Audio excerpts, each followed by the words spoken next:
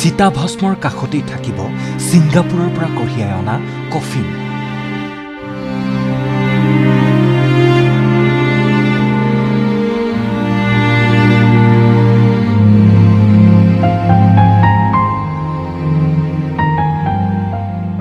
প্ৰৱেশ আৰু প্ৰস্থানৰ বাবে থাকিব পৃথক পথ। শ্ৰদ্ধা তৰ্পণৰ পাছত ৰাইজে জিৰণি ল'ব পাৰিব ষ্টেডিয়ামৰ গেলাৰীত।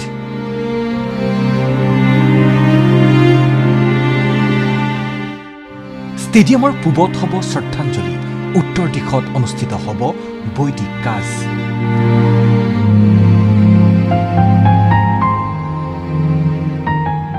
গায়ন বায়ন আৰু 2 সহস্ৰাধিক ভকত বৈষ্ণৱে পৰিৱেশন কৰিব নাম কীৰ্তন। থাকিব 2 সহস্ৰাধিক স্বেচ্ছাসেৱক, CC কেমেৰা, এম্বুলেন্স সেৱা।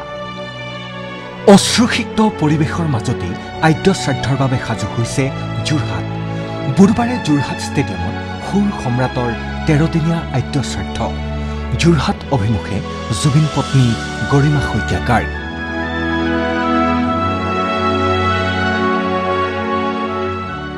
কাহিলীপাৰাৰ পৰা যোৰহাটলৈ লৈ যোৱা হ'ল হিয়াৰ আমঠুক শুৱাই থোৱা সেই বিশেষ কফিনটো।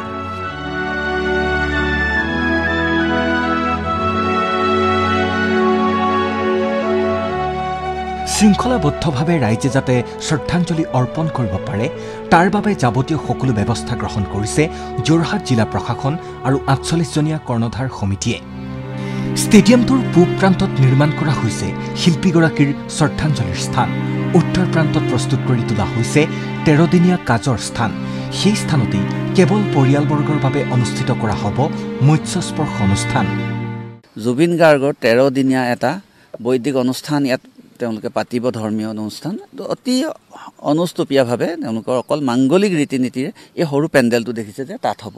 তাতে গৰিমা গাৰ্গ উপস্থিত থাকিব। তেওঁলোকে কৈছে যে 50জনৰকৈ কেতিয়াও মানুহ বেছি নহয়, চমু অনুষ্ঠান হ'ব। এতিয়া তেওঁলোকৰ অনুষ্ঠান হ'ব।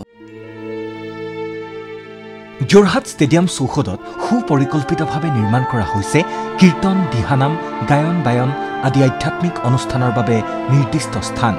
আদ্য শ্ৰাদ্ধৰ সকলো দিশ অবিৰতভাৱে নিৰীক্ষণ কৰি আছে মন্ত্ৰী বিমল বৰা, যোৰহাট জিলা আয়ুক্ত, জ্যেষ্ঠ আৰক্ষী অধীক্ষক আৰু স্থানীয় বিধায়কসকলে। পুৱা 8 বজাৰ পৰা সৰ্বধৰ্মীয় প্ৰাৰ্থনাৰে আৰম্ভ হ'ব আদ্য শ্ৰাদ্ধ। প্ৰথম ৰাতিপুৱা 8 বজাতে সৰ্বধৰ্ম প্ৰাৰ্থনা সভাৰে অনুষ্ঠান আৰম্ভ হ'ব। তাৰপিছতে সৰ্বধৰ্ম প্ৰাৰ্থনা অনুষ্ঠানৰ সমান্তৰালকৈ ইয়াতে ৰাজহুৱা শ্ৰদ্ধাঞ্জলি পেণ্ডেল দেখিছে, ইয়াতে ৰাজহুৱা শ্ৰদ্ধাঞ্জলি হ'ব। ইয়াতে জুবিন গাৰ্গৰ চিতাভস্ম, আনকি ছিংগাপুৰৰ পৰা অনা কফিন পৰ্যন্ত ইয়াত প্ৰদৰ্শন কৰা হ'ব। বৃহৎ আকাৰৰ ফটো থাকিব। নাম কীৰ্তন, গায়ন বায়ন। ঢেকীয়াখোৱা বৰনামঘৰ, মইনাপুৰীয়া বৰনামঘৰৰ গায়ন বায়ন আৰু 2 সহস্ৰাধিক ভকত বৈষ্ণৱে এই অনুষ্ঠানত অংশ ল'ব। এইফালে পেণ্ডেলত ইয়াতে হ'ব নাম প্ৰসংগ 2000 ভকত। আমাৰ ঢেকীয়াখোৱা বৰনামঘৰ, মইনাপুৰীয়া নামঘৰৰ ভকত বৈষ্ণৱ তেওঁলোকে আগভাগ লৈছে। তাৰ লগতে 2000 ভকত বৈষ্ণৱ আহিব। তাত গায়ন বায়ন হ'ব, তাৰপিছতে দিহানাম হ'ব। এই গোটেইখিনি কাম তাৰ পৰা বিভিন্ন ধৰণে সুকীয়া মঞ্চ দিয়া আছে। জ্যেষ্ঠ নাগৰিকৰ কাৰণে ইয়াত দিয়া আছে। সাংস্কৃতিক পৰিক্ৰমা বিভাগৰ এখন বিশেষ বাহনত যোৰহাটলৈ নিয়া হৈছে চিতাভস্ম। শ্ৰদ্ধাঞ্জলিৰ বাবে শিল্পীগৰাকীৰ প্ৰতিচ্ছবিৰ সৈতে সংস্থাপন কৰা হ'ব সেই চিতাভস্ম। ষ্টেডিয়ামত CC কেমেৰা স্থাপনৰ লগতে সাজু কৰা হৈছে কেইবাটাও স্বাস্থ্যকৰ্মীৰ দল, জৰুৰীকালীন সেৱাৰ বাহন।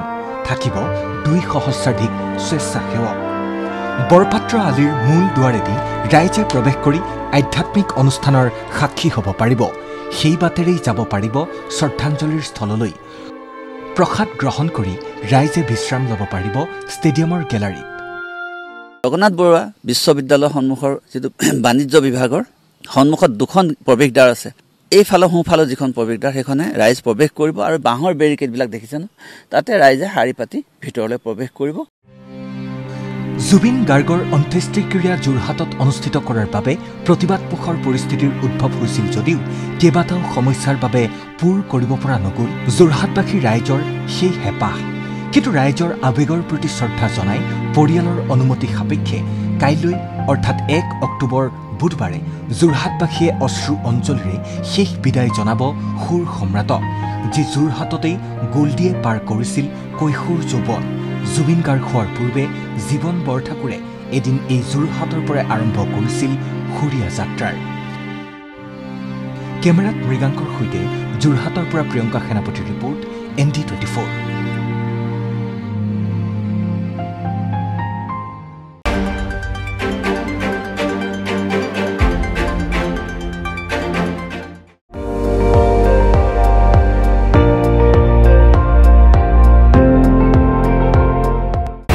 আপুনি চাই আছে ND24, সৰ্বশ্ৰেষ্ঠ নহয় সৰ্বোত্তমৰ দৌৰত।